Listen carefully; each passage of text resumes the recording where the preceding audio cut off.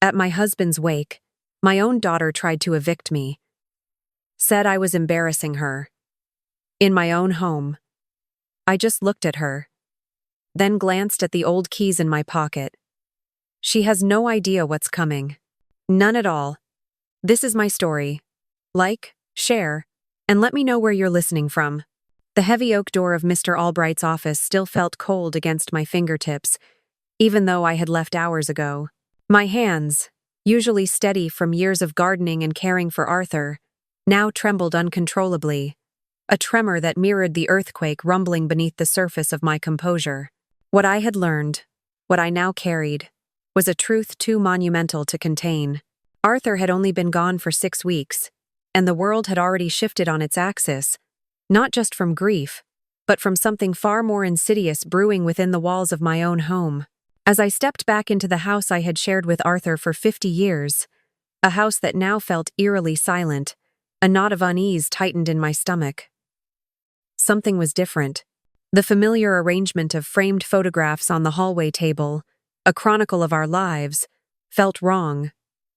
I scanned the display, my eyes searching.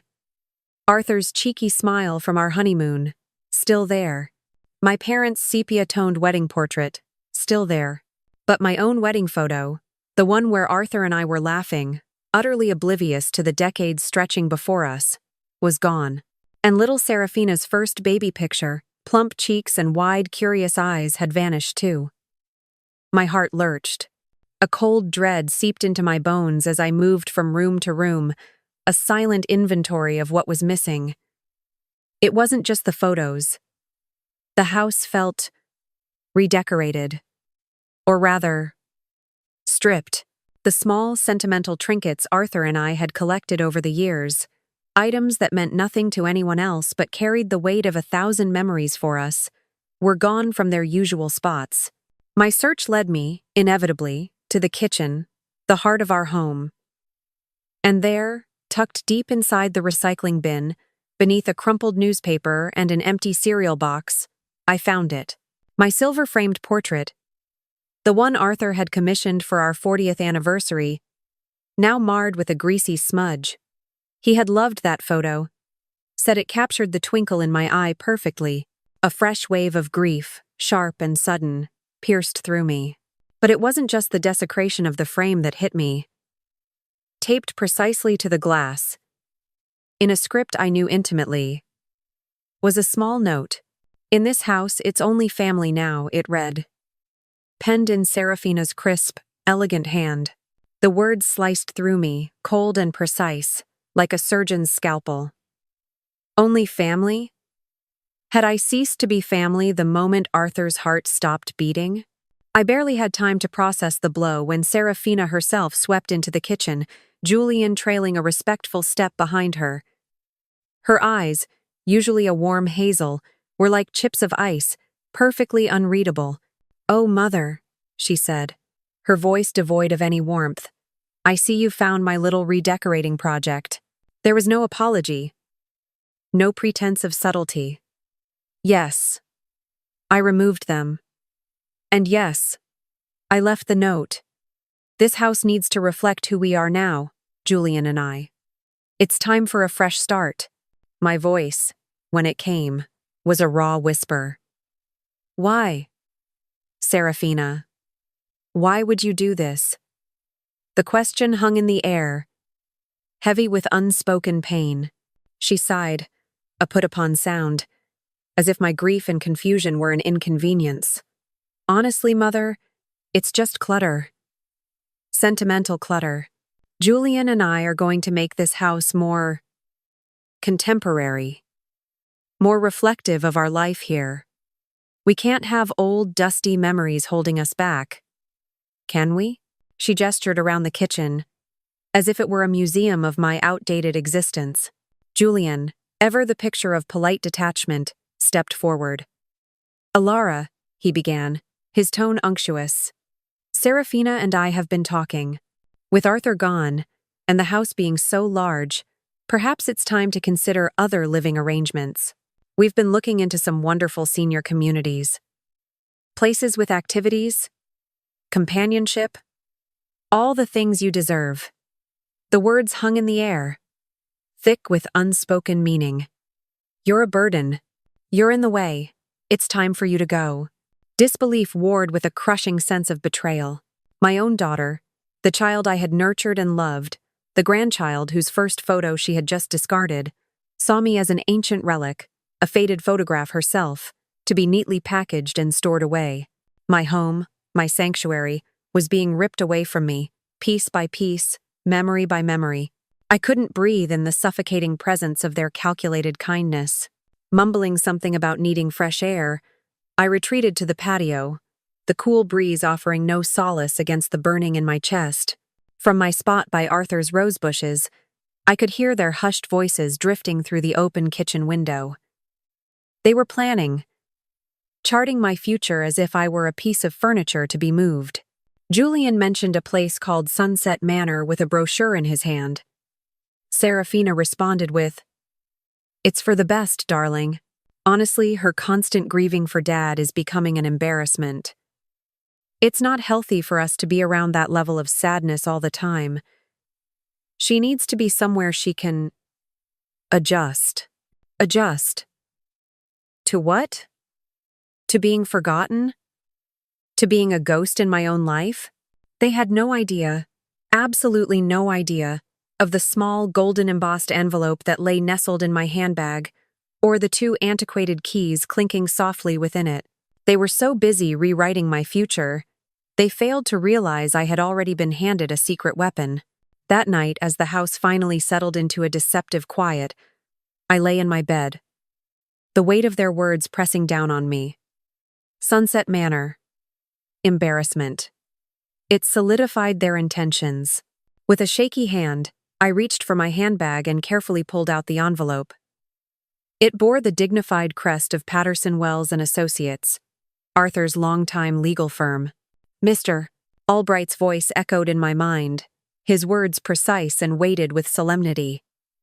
Your mother, Elara, was very specific about this. These documents were only to be given to you after her first grandchild, Serafina, turned 30. That day had passed months ago, a milestone celebrated with forced cheer and Serafina's usual self-importance. I had been too lost in Arthur's final decline to remember this appointment until Mr. Miter Galtis. Albright called me, insisting I come in. My fingers trembled as I broke the seal. Inside, I found 3 items: a crisp, official-looking deed, a letter, and 2 old keys, tied together with a faded silk ribbon. The deed was for a small cottage on Willowbrook Lane, a street I barely recognized, far from the city. Then, I unfolded the letter, its paper thin and delicate, carrying the faint scent of lavender. It was my mother's handwriting, graceful and flowing, a connection to a woman I had lost too soon. My dearest Elara, it began, if you are reading this, it means Serafina has finally reached the age of 30, and I pray you are well. I had a feeling, even when she was just a small girl, that some children are born wanting, and they never stop wanting. I saw it in her eyes from the first day. This cottage on Willowbrook Lane, it's a sanctuary. It's been quietly paid for through a trust, maintained through the years, waiting for you. It's yours. My darling girl, no one can ever take it from you. The delicate paper of my mother's letter felt fragile, yet its words were a fortress. I read it again, then a 3rd time, then a 4th, a 5th, and a 6th. Each reading peeled back another layer of understanding, not just of the letter itself, but of my mother's profound foresight, her almost uncanny perception. Some children are born wanting, and they never stop wanting. I saw it in her eyes from the first day. The words chilled me, yet also warmed me. My mother, my gentle, kind mother, had seen through Serafina's charming facade, had recognized the core of selfishness that lay beneath. Long before I ever truly could. She hadn't just predicted Serafina's nature, she had quietly, lovingly provided a shield against it. As I held the letter, a surge of gratitude, so powerful it bordered on overwhelming, washed over me. My mother had known. She had known that one day I might need an escape, a place where I could breathe freely, untouched by the avarice of others. And she had provided it. Silently, patiently. For decades, the soft murmur of voices drifted up from downstairs, pulling me from my reverie. Serafina and Julian were at it again, their hushed tones carrying just enough to pierce the quiet of my bedroom. Honestly, Julian. Serafina's voice, sharp and slightly exasperated, cut through the air. We need to finalize these renovation plans. If we're going to open up the kitchen and extend the back, we need to know what kind of capital we're working with. And what about her finances for Sunset Manor? Are we sure she even qualifies for anything beyond the basic package? Julian's response was calmer, more measured, but just as dismissive. I've reviewed the statements, darling. It's not as robust as we might have hoped. The basic package seems to be the most realistic option. After all, it's just a place for her to settle. My heart pounded with a renewed sense of urgency. The basic package. I knew what that meant. A shared room, a tiny space, stripped of all personal touches, where privacy was a luxury and individuality slowly eroded. It meant confinement. It meant my mother's foresight wasn't just a comfort, it was a desperate necessity. They weren't just discussing my future, they were trying to bury me alive. A singular, resolute thought solidified in my mind. Tomorrow. Tomorrow. I would claim my sanctuary. The next morning, the air was thick with the manufactured cheer Serafina often adopted when she had an agenda. She bustled into the kitchen where I was making tea, a bright, insincere smile plastered on her face. Mother, good morning. I'm off to meet Julian's mother this afternoon. We're going to tour a few more of those wonderful communities. Just trying to find the perfect fit for you, you know. Her eyes, however, betrayed a glimmer of triumph, a subtle hint that the net was closing in. I stirred my tea, keeping my voice level, almost unnervingly calm. That's thoughtful of you, dear. However, I won't be here this afternoon. Serafina paused, her smile faltering. Oh? And why not? Do you have an appointment? Perhaps I could reschedule it for you? The thinly veiled attempt to control my movements was transparent. No, thank you. I have some business to attend to, I replied, meeting her gaze steadily. I offered no further explanation, no details that she could scrutinize or manipulate. Her brow furrowed, a flicker of suspicion crossing her features. Business? Mother, please don't do anything foolish. We're simply trying to make things easier for everyone. Don't complicate matters. Her voice held a note of warning, a subtle threat. It was a thinly veiled attempt to assert her authority, to remind me of my perceived helplessness. I simply smiled, a small, knowing smile that I hoped conveyed nothing more than mild amusement. I assure you, Serafina, I am simply taking care of things. She lingered for another moment, her eyes narrowed, trying to read me. But I offered her nothing. Finally, with a huff of impatience, she grabbed her handbag and swept out the door, her heels clicking a staccato rhythm of exasperation. The moment the front door clicked shut, the carefully constructed calm I had projected shattered. My hands began to shake again, but this time, it was not from fear, but from a surge of adrenaline. This was it. The moment of departure. I moved swiftly, purposefully. I packed a small overnight bag, just the essentials. A few changes of clothes, toiletries, my most comfortable slippers. Then, I went to my bedroom, a room that now felt alien, and carefully, meticulously, searched for and rescued every last photo of Arthur I could find. A faded snapshot of him teaching Serafina to ride her bike, his booming laugh almost audible. A formal portrait from his retirement dinner, his eyes twinkling with pride. These were not just images. They were fragments of my soul, pieces of a love that no one could ever diminish or erase. With my small bag and my precious photos, I slipped out the back door, avoiding the front entrance and any potential nosy neighbors. The car keys felt heavy in my hand, but a different kind of heavy than the lawyer's keys. This was the weight of liberation. I started the engine, shifted into reverse, and with one last glance at the imposing house that had been my home for half a century, I drove away. The journey took 47 minutes exactly, a drive I timed on my old wristwatch, watching the familiar urban sprawl slowly give way to winding country roads. The oak trees lining Willowbrook Lane were just beginning to turn, their leaves a fiery testament to autumn's arrival, painting the landscape in hues of gold, crimson, and russet. It was a beautiful, tranquil sight, a stark contrast to the emotional turmoil I had just escaped. And then I saw it. Tucked away amongst a cluster of older, more stately homes, was a small white cottage with charming blue shutters. It was exactly as I had always envisioned a perfect, peaceful retreat. Simple, elegant, and radiating a quiet strength. The kind of home I used to dream about as a young woman, a dream I had unconsciously put aside when Arthur and I built our grand house. My hands, though still trembling slightly, were steady as I inserted the first key into the lock.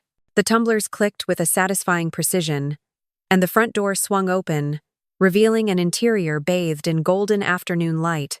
It was small, yes, but immaculately clean, and filled with a warmth that felt like a long-lost embrace. The air smelled faintly of lemon and old wood, a comforting scent. I walked through the rooms, each step lighter than the last. A small living area with a fireplace, a compact but functional kitchen, a cozy bedroom with a window overlooking a small garden, and in the corner of the living room, a small antique writing desk. With a sense of anticipation, I tried the second key. It slid into the top drawer lock with ease, turning smoothly. Inside, another envelope awaited, along with a small, leather-bound bank book. The envelope contained a note from a local bank, confirming a substantial, sufficient balance in an account designated specifically for the cottage's upkeep and my personal expenses. My mother had truly thought of everything. A profound sigh escaped me, a breath I felt I had been holding for years. Here, in this quiet haven, I could finally breathe. This small, unassuming cottage, so full of silent love and protection, was mine. Truly mine. My phone buzzed in my pocket. A text from Serafina. Mother, Julian and I are discussing payment plans for Sunset Manor. We need to decide by tomorrow. Please call me back. I paused for a moment, then typed a simple reply. I won't be home tonight. Then, with a decisive click, I turned off my phone. The silence that followed was not empty, but full of promise. I walked to the window, watching the sun dip below the horizon, painting the sky in fiery oranges and soft purples. Here, I would find my peace. Here, I would plan my next move. And here, I would rediscover the woman I was meant to be. The morning sun streamed through the lace curtains of the cottage bedroom, painting delicate patterns on the walls. I woke feeling genuinely rested for the first time in months. The heavy shroud of grief and anxiety lifted, if only momentarily. Reaching for my phone, I saw the glowing screen. 17 missed calls, 12 frantic texts. All from Serafina. I simply smiled. A genuine, unburdened smile, and placed the phone face down on the nightstand. The frantic buzzing could wait. I made my way to the small, sun-drenched kitchen, the aroma of brewing coffee soon filling the air. There was no clatter of Serafina's early morning rush, no subtle tension in the atmosphere, no need to brace myself for a casual, cutting remark, just the gentle bubbling of the coffee maker and the soft chirping of birds outside the window. It was peaceful. It was mine. By 9 o'clock, fortified by coffee and a quiet determination, I decided it was time to retrieve the rest of my belongings from what I now firmly thought of as my former house. A quick peek through the cottage window confirmed that Serafina's sleek black car was gone. Perfect. The timing was crucial. I couldn't risk a confrontation, not yet. This was about reclaiming my possessions, not engaging in a battle. Driving back through the familiar streets, the grand house loomed into view, appearing strangely distant, almost unfamiliar. It felt less like a home and more like a museum now, a place of preserved memories that no longer belonged to me. The front door key, which had felt so heavy just yesterday, now turned with a sense of finality. Inside, the silence was deafening, yet somehow less oppressive than the previous nights. I moved methodically, efficiently. In my bedroom, I packed my remaining clothes, the ones I cherished, along with Arthur's old watch, a sturdy, practical timepiece he'd worn every day. My mother's delicate jewelry box, filled with sentimental rather than valuable pieces, was carefully placed into a small cardboard box. Then came the photo albums, the bulky, heavy ones that told the story of our family, from Arthur's youth to Serafina's college graduation. And finally, my nursing diploma, framed and slightly faded, a tangible reminder of the woman I was before I became solely Arthur's wife and Serafina's mother. Each item was a small victory, a piece of myself reclaimed. I had prearranged for a small moving van, a discreet operation chosen for its efficiency and lack of questions. 2 burly but polite men arrived precisely on schedule. They loaded my boxes and a few pieces of furniture, my favorite armchair, a small bookshelf, without a single curious glance at the opulent house from which I was clearly moving. Perhaps they were used to the eccentricities of the wealthy. Before leaving, I took one last walk through the house. The grand living room, the spacious dining room, the empty, echoing halls. No lingering sadness, just a profound sense of detachment. On the kitchen counter, where Serafina had left her passive-aggressive notes, I placed my house key. Beside it, a single, folded piece of paper. My note was brief, concise, and to the point. It simply stated, "Serafina and Julian, I have found other living arrangements, as you so clearly wished. Please consider this house my gift to your new life. I hope you find the peace and happiness you seek within its walls. I will not be returning. Elara."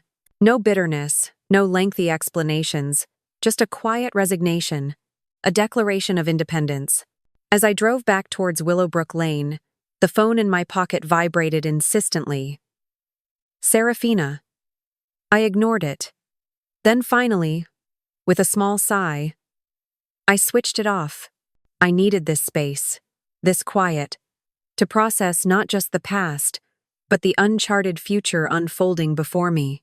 At the cottage, the moving men quickly and expertly arranged my belongings. The armchair by the fireplace, the bookshelf filled with my treasured books, the photos of Arthur placed lovingly on the small bedside table. In a matter of hours, the cottage was no longer just a house. It was a home, infused with my presence, my memories, my spirit. The sun had begun its descent, casting long, golden shadows across the garden, as I sat down to a simple dinner of soup and bread. It was a meal of pure tranquility, a stark contrast to the dramatic events of the day. Then, a sudden, furious pounding on the front door shattered the peace. I didn't need to open it to know who it was. Serafina's enraged voice pierced through the sturdy wood, followed by Julian's more controlled, but equally agitated, tones. "Mother, open this door right now. Do you hear me? Open this door or I'm calling the police." Serafina shrieked, her voice laced with a raw fury I hadn't heard from her in years, certainly not since her teenage tantrums. I walked to the door, not opening it, but pressing my ear lightly against the wood. "There's no need for that, Serafina," I said, my voice calm, almost detached. "I'm sitting in my own home, eating my own dinner. There's nothing for the police to concern themselves with." A momentary silence. Then Serafina's voice, now desperate, edged with a frantic, wounded disbelief. "Your own home? What is this place? How did you even find it? Is this some kind of prank? Mother? Are you trying to hurt us?" "It's mine," I stated, the words feeling powerful, liberating. It's been mine for 3 years. In fact, since your 30th birthday. A gift from my mother. Julian's voice cut in, trying for a tone of reason, though it was tinged with irritation. Elara, we're worried about you. This isn't healthy. Running off like this. What about your things? What about us? Worried? I scoffed softly, though they couldn't hear me. You were worried about my basic package at Sunset Manor. You were worried about my grief being an embarrassment. I simply accepted your wishes. You made it very clear I wasn't wanted. So, I left. The house, Mother. Serafina wailed, a fresh wave of tears, hot and angry. Not sorrowful. Erupting. What about the house? What about our plans? The renovations? You can't just leave. What about us? It wasn't love or concern in her voice.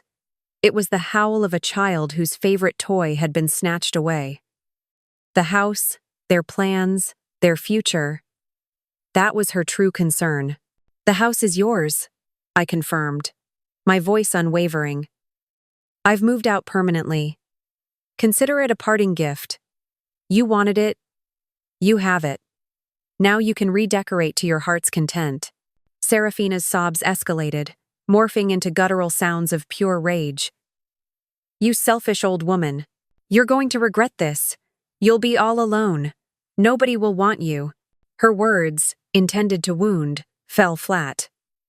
Alone? I realized with a sudden, profound clarity that I had been alone in that house, full of people for months, perhaps even years. The solitude I now embraced was a choice, not a punishment. It was a liberation. Their voices faded, their angry shouts receding down the lane as they finally gave up. I heard the slam of a car door, then the screech of tires. Serafina and Julian were gone, still arguing, their anger echoing in the night. Inside, a deep calm settled over me. I pulled out my phone, went to the settings, and with a swift, decisive tap, changed my phone number. Tomorrow, I would visit the bank to update my address and accounts. The past was behind me, and a new chapter, unwritten and full of possibility, lay ahead. As I climbed into bed, I found myself humming a soft tune, a lullaby my mother used to sing to me. It was a sound I hadn't made in decades. I finally understood that sometimes real love, the kind that protects and endures, means knowing when to walk away. 3 weeks had passed since I had left my old life behind, and each day in the cottage on Willowbrook Lane was a revelation. It wasn't just a house my mother had left me. It was an entire ecosystem of quiet generosity, a carefully curated community. The first knock came a few days after I had settled in. Mrs. Lee, a sprightly woman with eyes that sparkled behind thick spectacles, stood on my porch holding a plate of freshly baked cookies. "Welcome to Willowbrook," she chirped, her smile warm and genuine. "Your mother was a wonderful woman. She was so proud of you, Elara, but she always worried you gave too much. Said you needed a place just for you." Her words were a balm to my soul, a confirmation that I wasn't just imagining my mother's foresight. Someone else had seen it too. Soon after, I met Mr. and Mrs. Davies, retired teachers from down the lane, who extended an immediate invitation for Sunday dinner. Their home was filled with books and lively conversation, a stark contrast to the stilted silences and transactional discussions I had grown accustomed to. They spoke of the neighborhood, of their lives, and listened with genuine interest as I tentatively shared snippets of my own. Then there was Dr. Eleanor Vance, a retired physician with a keen mind and an even keener sense of purpose. She stopped by one afternoon, a cup of herbal tea in hand, and after a brief, pleasant chat, her direct gaze met mine. "Elara, I hear you were a nurse, a very good one. The local free clinic is always in need of skilled hands. Would you consider volunteering a few hours a week? We could really use your expertise." For the first time in what felt like decades, I felt genuinely useful, not as an obligation, not as a source of embarrassment, but as someone whose skills and presence were valued.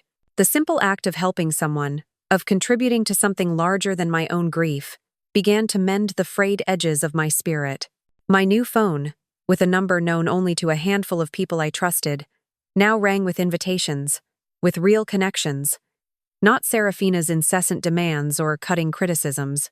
It was a quieter life, yes, but it was also a fuller, richer one. Almost a month into this new, serene existence, as I was tidying the small desk in the living room, my fingers brushed against something tucked deep into a hidden compartment. It was another envelope, slightly thicker than the first, and clearly marked in my mother's elegant script, "Open after you've been in the cottage for 1 month." My mother's meticulous foresight, her quiet planning, continued to astound me. It was as if she were still here, guiding me, comforting me, knowing exactly what I would need, and precisely when I would need it. I settled into my armchair, the afternoon sun warming my lap, and carefully opened the envelope. Inside was another letter, this one a bit longer, and a small, delicate key. "My dearest Elara," the letter began. "I know by now you've settled into Willowbrook Lane. I hoped you would find the courage to leave. And if you are reading this, it means you have. I knew you would. You are stronger than you think.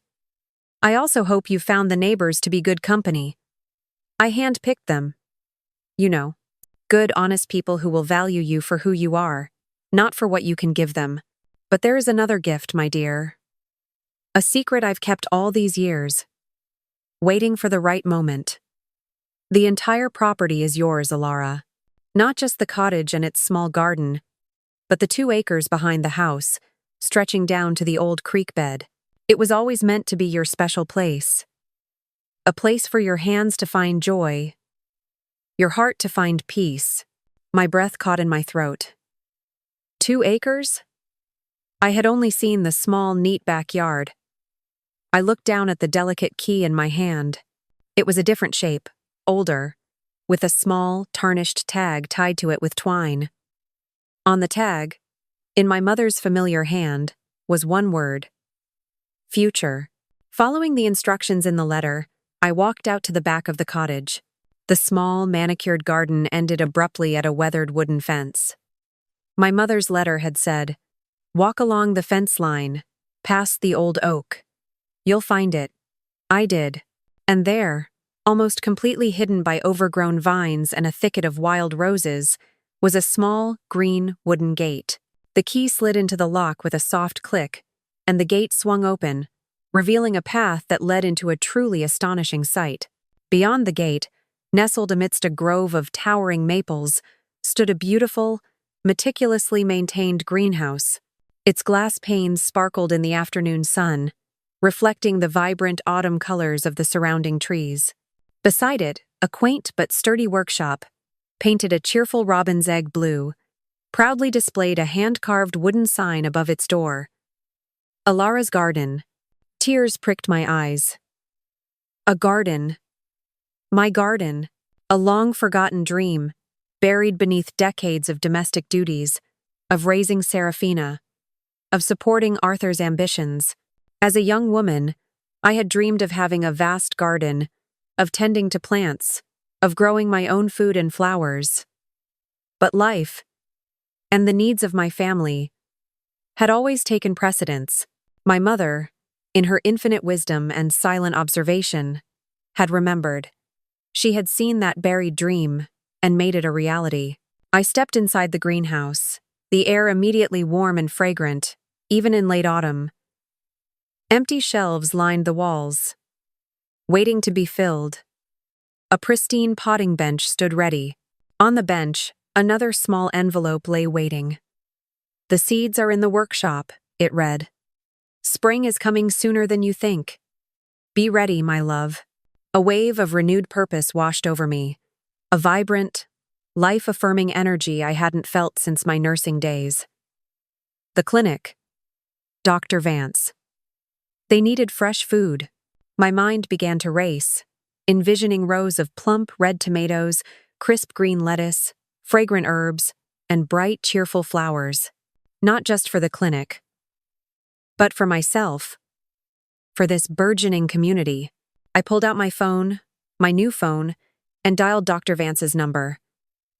"Eleanor," I said, my voice filled with a lightness I hadn't heard in years.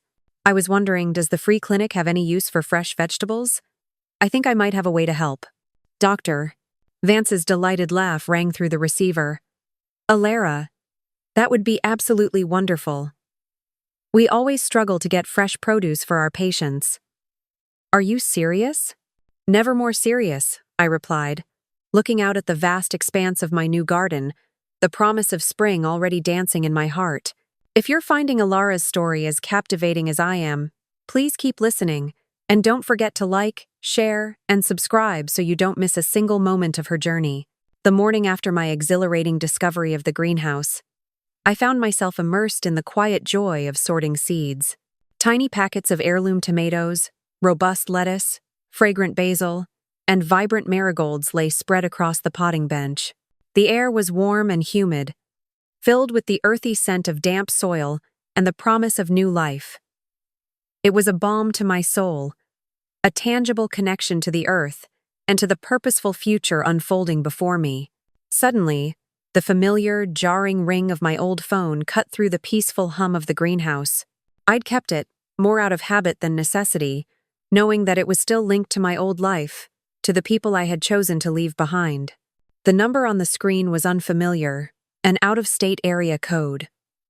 Against my better judgment, a flicker of curiosity, a residual thread of maternal concern, urged me to answer. "Hello?" I said, my voice couchous, a hesitant breath on the other end. Then a voice. Smaller, less commanding than I remembered, yet undeniably Serafina's. "Mother? Is that really you?" A sigh escaped me. "Yes, Serafina, it's me. How did you get this number?"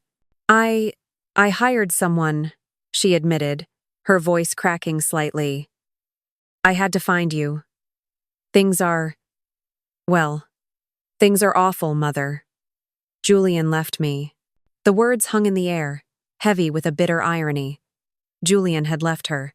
The man who had so readily dismissed me, who had plotted my removal from my own home, had now abandoned the woman he claimed to love. "He said I was too selfish, Mother," Serafina continued, a note of self-pity creeping into her tone. "Too demanding. He said he couldn't live with someone who would throw their own mother away like garbage." "Can you believe it? He actually said that. It's all your fault, Mother. If you hadn't left, if you hadn't abandoned us, he never would have left."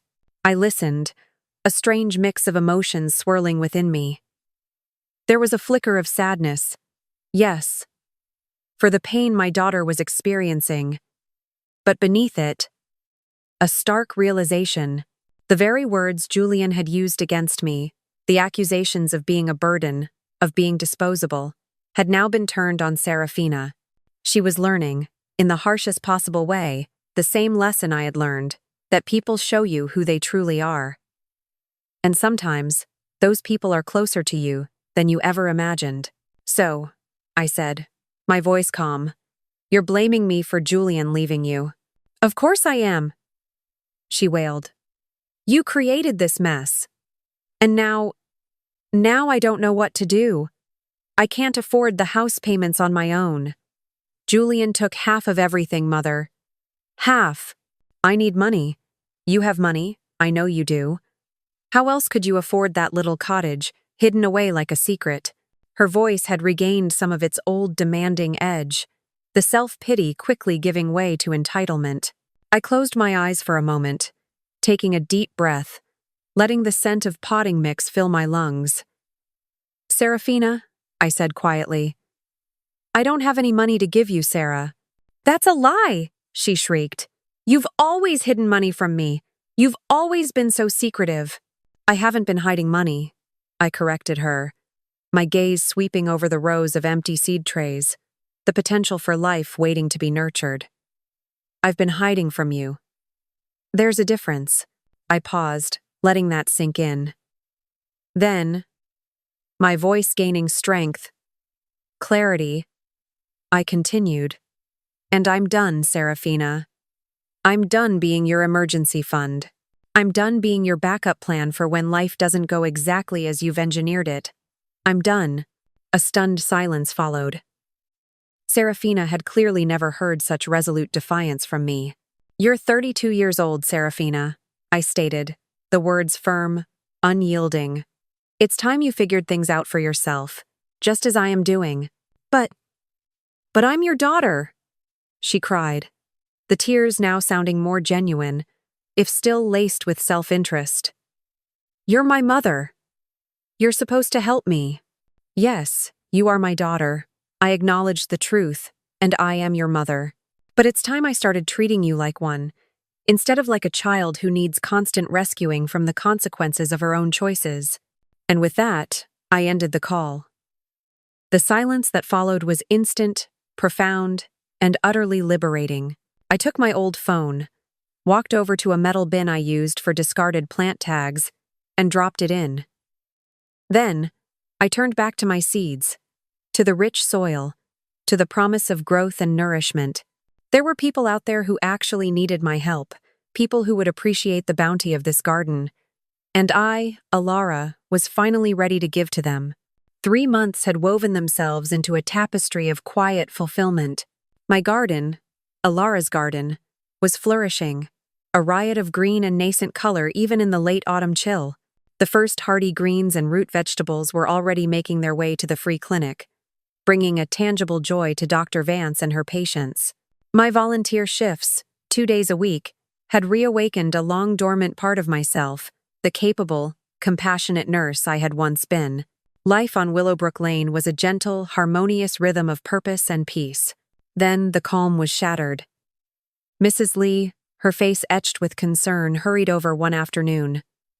Elara, dear, your daughter is at your front door. She's quite upset. Pounding, actually. A familiar knot of dread tightened in my stomach, but it was fleeting. I was not the same woman who had cowered in her own home. I walked to the front door and opened it. Serafina stood there, looking noticeably thinner, her expensive clothes hanging loosely on her frame. Her face was drawn, her eyes red-rimmed and glittering with a potent mix of anger and desperation. The usual polished facade had cracked, revealing a raw vulnerability I hadn't seen since she was a teenager. "You lied to me, Mother," she accused, her voice raspy, devoid of its usual imperiousness. "You said you didn't have money. You let me lose the house. I'm working as a receptionist, Mother. A receptionist. Can you believe it?" The words tumbled out, a torrent of self-pity and resentment. I simply watched her, waiting. I knew this wasn't just about the house she'd lost, the life she thought she deserved. There was something else. Something she had discovered. Her eyes, still glittering, narrowed. "But that's not even the worst of it, is it? You didn't just abandon me. You abandoned me for a fortune. I had this property appraised, Mother. The entire 2 acres. This cottage, the land. It's worth almost $3 million. $3 million! She threw her hands up, incredulity warring with avarice. We could sell it, Mother. Split it. I could get my life back. Buy a new house. Something decent. You don't need all this." I walked past her, settling onto the porch steps, the crisp autumn air a welcome contrast to her heated accusations. "The cottage isn't for sale. Serafina," I stated, my voice calm, unwavering. "What do you mean it's not for sale?" she shrieked, her control snapping. "Are you going to just sit on this kind of money while your own daughter, your only daughter, struggles? What kind of mother does that?" I looked at her, truly looked at her, and saw not just the demanding woman she had become, but echoes of the little girl I had once loved so fiercely. "Do you remember the pink bicycle, Serafina?" I asked, my voice soft, drawing her back to a simpler time. "Your 6th birthday? I saved for months, worked extra shifts, just to buy you that beautiful pink bicycle with the white basket." Serafina blinked, momentarily disarmed by the unexpected memory. "What does that have to do with anything?" You cried, I continued, ignoring her question. You cried because Sarah Jenkins, from down the street, got a red bicycle, and her basket had little plastic flowers. You hated the white basket. You said I didn't love you enough to get you the right bike. And then I spent the next week scouring every store in town, just to find you a white basket with pink plastic flowers, just to make you happy. Just to make you stop crying. I paused, letting the memory settle between us. You're 32 years old, Serafina, and you're still expecting me to fix everything, still crying because someone else got a better basket. Her face flushed, a mixture of shame and fury. That's not fair. This isn't about a bicycle, Mother. This is about family. About taking care of family. No, Serafina, I said, rising from the steps, my gaze firm, meeting hers directly. This is about you wanting me to sacrifice my security, my peace, for your convenience. Again, it's about you wanting me to clean up your mess, just like the bicycle, just like so many other times. So you're just going to let me become homeless? She cried, resorting to the old manipulation tactics. You have a job, Serafina, I reminded her gently. You have an apartment. You have everything you need to build a life. Just as I am building mine. Defeat, cold and bitter, settled over her features. She looked away, her shoulders slumping. Fine. She spat, her voice tight with suppressed rage. Fine. You want to be like this? I'll contest the will. I'll hire lawyers. You'll see. You'll lose everything, and you'll lose your only daughter in the process. With one last venomous glare, she turned, stormed to her car, and sped away, leaving a cloud of dust and the faint scent of desperation. I watched her go, a profound sadness settling over me, not for what I was losing, but for what Serafina had never truly gained. Then, I walked back into the cottage and dialed Mr. Albright's number. Mr. Albright, I said, I think it's time we discuss some changes to my will. 6 months later, the peace of my morning routine was again interrupted, this time by a formal knock. A process server, grim-faced and efficient, handed me a thick packet of legal papers. Serafina, true to her word, was contesting Arthur's will, claiming I had exerted undue influence, that I was unfit to manage my own affairs, and that the cottage property was rightfully hers. Mr. Albright arrived shortly after, his usual calm demeanor unruffled. He reviewed the papers, a slight smile playing on his lips. Elara, he said, looking up. Serafina doesn't have a leg to stand on. This is exactly the scenario your mother foresaw. She was a truly remarkable woman. He explained the plan your mother put in place for exactly this scenario. A meticulously crafted trust within the will. Your mother stipulated that if anyone, contested your ownership of this property within 5 years of your taking possession, a specific clause would be activated.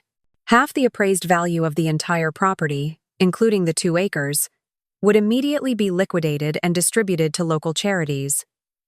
Specifically the free clinic and the food bank. Here in Willowbrook, the other half would remain yours, but with one crucial condition. The cottage and land could never be sold or developed. It would remain a permanent sanctuary, in trust, for your lifetime. Effectively, Serafina's challenge would destroy half the value and make the other half unsellable for anyone, including you, for generations. I sat in stunned silence, a wave of profound gratitude washing over me. My mother hadn't just given me a sanctuary. She had protected me from the agonizing choice of whether to give in to Serafina's demands.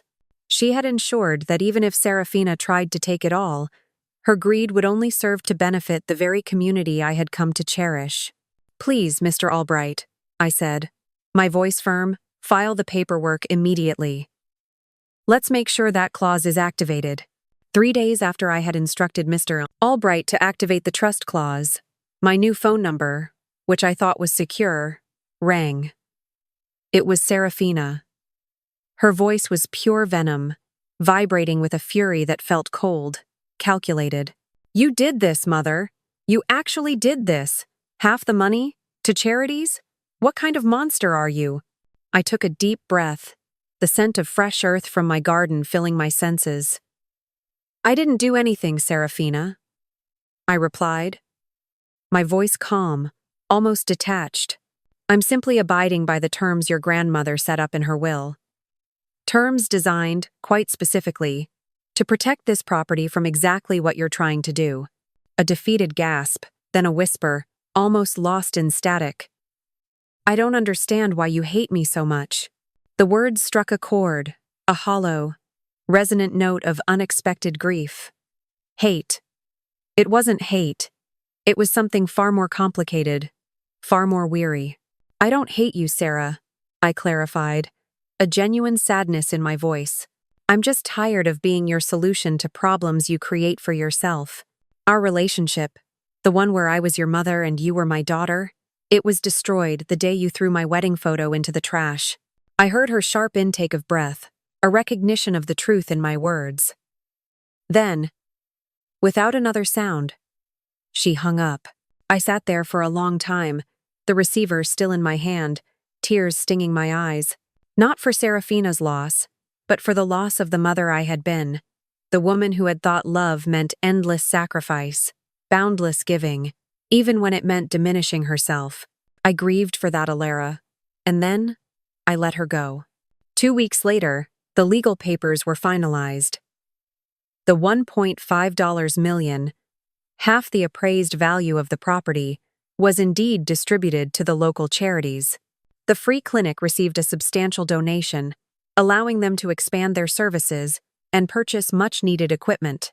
The food bank, too, saw a significant boost, ensuring warm meals for countless families in the community. The other half of the property, including my beloved cottage and garden, remained mine, held in an inviolable trust, never to be sold or developed. My mother's foresight had protected me, and in doing so, had protected the heart of Willowbrook Lane. With a newfound sense of financial security and a quiet thrill of freedom, I did something I had always dreamed of but never allowed myself. I traveled.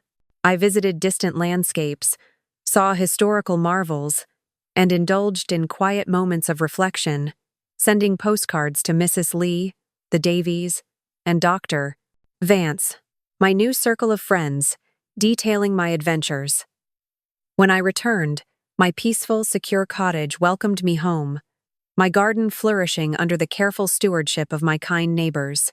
One mild evening, as the sun dipped below the horizon, casting a warm glow over my thriving flower beds, there was a tentative knock at my door.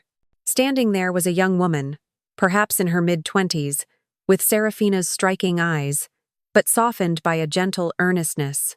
"Hello," she began, a shy smile gracing her lips. "You must be Elara.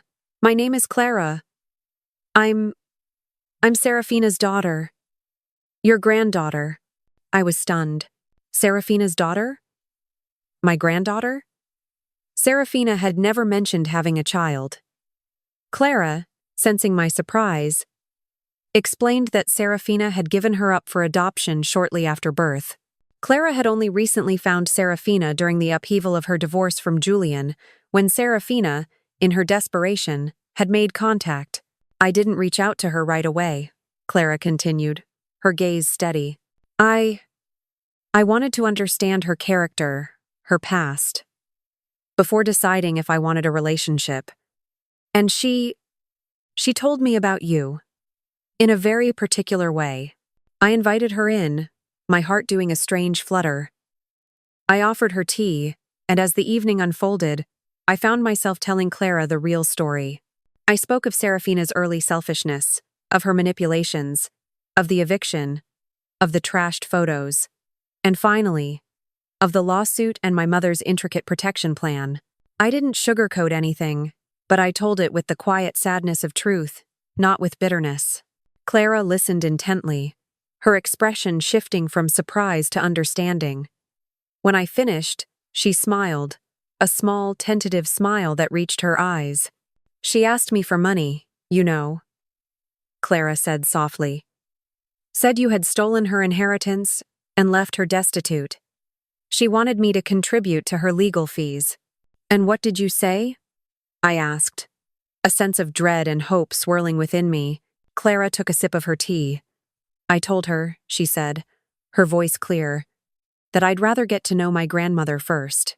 6 months later, Clara had moved into the small apartment above my garage, which my mother, of course, had ensured was a perfectly appointed living space. She worked part-time at the free clinic, proving to be a natural, compassionate caregiver, and was enrolled in nursing school, following a path I had long since abandoned. She helped me expand Elara's garden, turning it into a successful small business, supplying fresh, organic produce and herbs to local restaurants. Our evenings were spent sharing quiet meals, talking about our days, our dreams. Clara never asked for money. She only wanted to know me. I never heard directly from Serafina again. I learned through Mrs. Lee, who occasionally ran into old acquaintances, that Serafina had moved to another state, still resentful, still blaming me, forever chasing a phantom inheritance. 1 year after the lawsuit, on the anniversary of the trust's activation, I established a scholarship fund for local nursing students in my mother's name. It was a small gesture, but a meaningful one, a way to pay forward the incredible legacy she had left me. I often sat in my garden, surrounded by the vibrant life I had cultivated, and reflected on my mother's elaborate plan. It wasn't just about protecting me financially, or even about providing a sanctuary. It was about giving me the space, the freedom, the security, to discover who I truly was, without the constant demands and expectations of others. It was about learning that the greatest act of love is sometimes knowing when to let go. On my 70th birthday, Clara, along with Mrs. Lee, Dr. Vance, and a host of other wonderful neighbors and friends from the clinic, threw me a surprise party right here in Elara's garden. Laughter filled the air, mingled with the sweet scent of blossoms. As I looked around at the faces, etched with genuine affection and respect, I realized my mother had given me more than just security. She had given me the chance to truly live, to become the woman I was always meant to be.